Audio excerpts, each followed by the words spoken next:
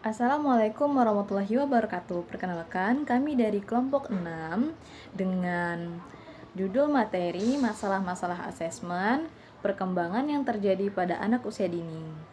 Sebelum menyampaikan materi, izinkan saya selaku moderator memperkenalkan anggota-anggota kelompok kami.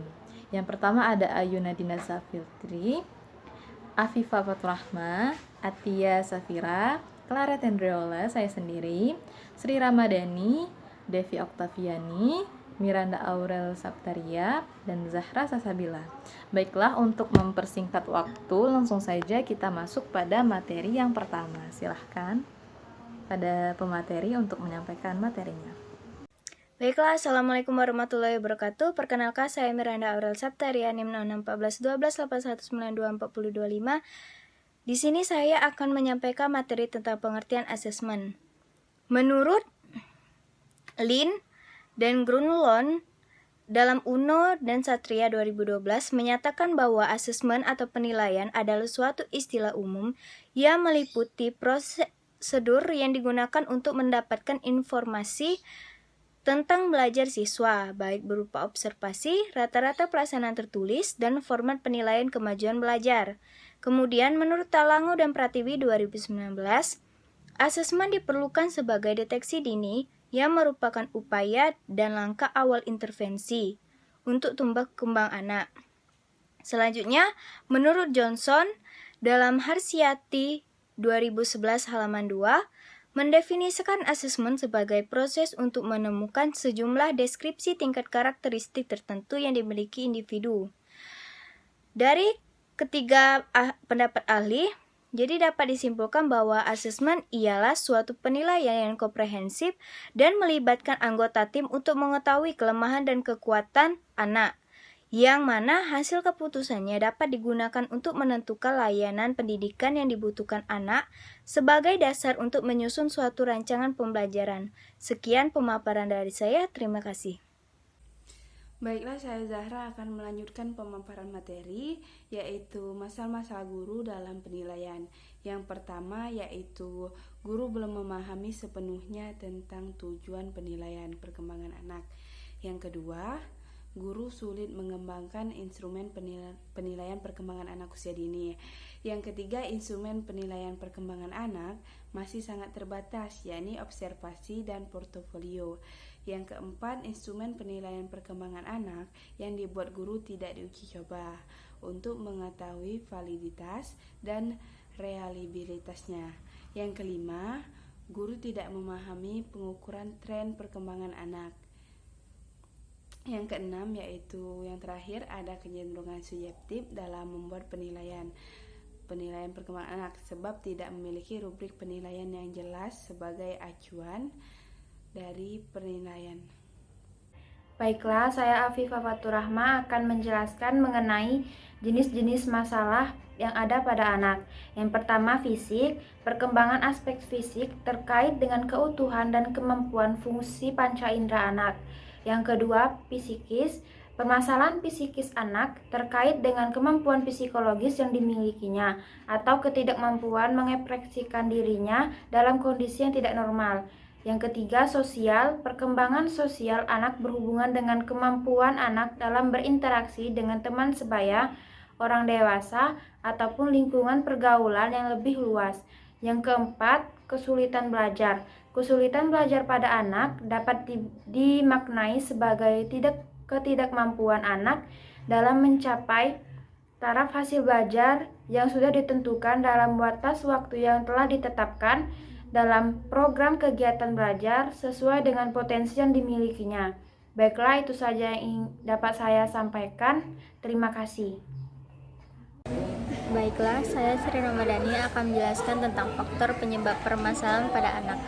Terdapat beberapa faktor penyebab permasalahan pada anak, baik yang bersifat intrinsik berasal dari diri anak sendiri maupun ekstrinsik berasal dari luar diri anak. Secara umum, faktor-faktor tersebut adalah yang pertama, pembawaan, yakni anak dengan semua keadaan yang ada pada dirinya. Yang kedua, lingkungan, keluarga, mencangkup pola asuh orang tua, keadaan sosial ekonomi, keluarga, dan lain-lain. Dan yang ketiga yaitu lingkungan sekolah, meliputi cara mengajar guru, proses belajar mengajar, alat bantu kurikulum, dan lain-lain. Dan yang keempat yaitu masyarakat, mencangkup pergaulan, norma, adat istiadat, dan lain-lain. Terima kasih. Baiklah, saya Ayu Nadina akan melanjutkan materi berikutnya, yaitu tentang cara mengidentifikasi permasalahan asesmen pada anak. Nah, secara umum, cara mengidentifikasi permasalahan asesmen pada anak itu ada dua. Yang pertama itu tes dan yang kedua non-tes. Nah, yang pertama, tes merupakan salah satu alat bantu yang dipergunakan untuk mengidentifikasi permasalahan pada anak. Nah, yang sifatnya itu baku atau standar dan dikerjakan oleh batas waktu yang telah ditentukan. Di antaranya beragam jenis tes yang dipergunakan, yaitu tes bakat, intelijensi, prestasi, dan diagnostik. Dan yang kedua itu ada non-tes. Nah, teknik non-tes ini biasanya dipergunakan untuk mengidentifikasi permasalahan pada anak dengan cara mengamati aktivitas dalam keseharian pada anak. Di samping itu, dipergunakan pula kumpulan hasil karya dan pekerjaan anak selama periode waktu yang telah ditentukan. Ada beberapa macam jenis non-tes ini, yaitu dengan wawancara, angket, portofolio, dan catatan anekdot. Terima kasih, itu saja yang dapat saya jelaskan. Baiklah, saya Devi Oktaviani akan melanjutkan materi ke-6, yaitu langkah-langkah dan teknik penanganan masalah pada anak. Yang pertama yaitu identifikasi kasus, yakni upaya untuk menandai subjek anak yang diperkirakan mengalami masalah. Yang kedua yaitu identifikasi masalah, yakni upaya mengetahui inti permasalahan yang dihadapi anak. Yang ketiga yaitu diagnosis,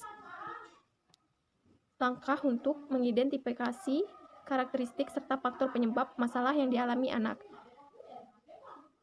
Yang keempat yaitu prognosis, merupakan langkah untuk merumuskan alternatif upaya bantuan sesuai dengan karakteristik permasalahan yang dialami. Yang kelima yaitu treatment, merupakan upaya pemberian bantuan itu sendiri. Yang keenam, tindak lanjut dilakukan sebagai bentuk evaluasi terhadap upaya pemberian bantuan yang telah dilakukan, serta kemungkinan penggunaan langkah-langkah berikutnya. Selanjutnya yaitu teknik penanganan masalah. Pada hakikatnya, tidak ada satupun teknik yang efektif untuk menangani permasalahan anak yang berbeda-beda. Penggunaan suatu teknik akan bergantung pada karakteristik anak, jenis permasalahan, kemampuan, serta keterampilan, pemberian bantuan, serta faktor feasibilitasnya. Adapun tekniknya sebagai berikut. Yang pertama yaitu latihan, yang kedua permainan, yang ketiga sarana dan nasihat, yang keempat pengkondisian, yang kelima model dan peniruan, yang keenam yaitu konseling. Baik, mungkin itu saja, kembali ke moderator. Assalamualaikum warahmatullahi wabarakatuh. Perkenalkan, nama saya Atia Sapira, NIM 4075. Baiklah, di sini saya akan melanjutkan presentasi dari kelompok kami yang sebelumnya sudah dijelaskan oleh saudari Devi. Baiklah, di sini saya akan menjelaskan materi tentang cara menangani permasalahan anak, yaitu orang tua dan guru merupakan model bagi anak. Untuk dapat membantu menangani permasalahan anak dengan tepat, orang tua dan guru diharapkan memiliki beberapa karakteristik sebagai persyaratannya. Beberapa karakteristik di bawah ini setidaknya dapat membantu mempermudah orang tua dan guru dalam menangani permasalahan yang didapat anak. Yang pertama yaitu kesabaran, yang kedua penuh kasih sayang, yang ketiga penuh perhatian, 4 ramah, 5 toleransi terhadap anak, 6 empati, 7 penuh kehangatan, 8 menerima anak apa adanya, 9 adil, 10 dapat memahami perasaan anak, 11 pemaaf terhadap anak, 12 menghargai anak, 13 memberi kebebasan terhadap anak, 14 menciptakan hubungan akrab dengan anak. Baiklah, itu saja materi yang dapat saya sampaikan. Selanjutnya akan dilanjutkan oleh saudari Zahra. Terima kasih. Baiklah, saya di sini akan menyimpulkan hasil presentasi kami pada hari ini, yaitu asesmen merupakan suatu penilaian yang komprehensif dan melibatkan anggota tim untuk mengetahui kelemahan dan kekuatan anak, yang mana hasil keputusannya dapat digunakan untuk menentukan layanan pendidikan yang dibutuhkan anak sebagai dasar untuk menyusun suatu rancangan pembelajaran. Adapun masalah guru dalam penilaian, yaitu guru belum memahami sepenuhnya tentang tujuan penilaian perkembangan anak. Kemudian jenis-jenis masalah yang ada pada anak secara garis besar digolongkan menjadi 3 bagian, yaitu berkaitan dengan keadaan fisik, psikis, sosial, serta kesulitan belajar.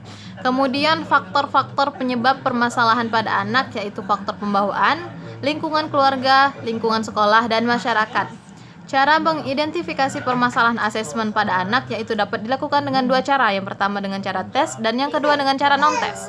Langkah-langkah penanganan masalah pada anak itu dapat dilakukan dengan cara identifikasi kasus, identifikasi masalah, diagnosis, prognosis, treatment, dan tindak lanjut. Lalu adapun teknik penanganan masalah yaitu dengan latihan, permainan saran nasihat, pengkondisian, model dan peniruan serta konseling. Mungkin itu saja presentasi yang dapat kami sajikan hari ini. Terima kasih atas perhatiannya. Wassalamualaikum warahmatullahi wabarakatuh.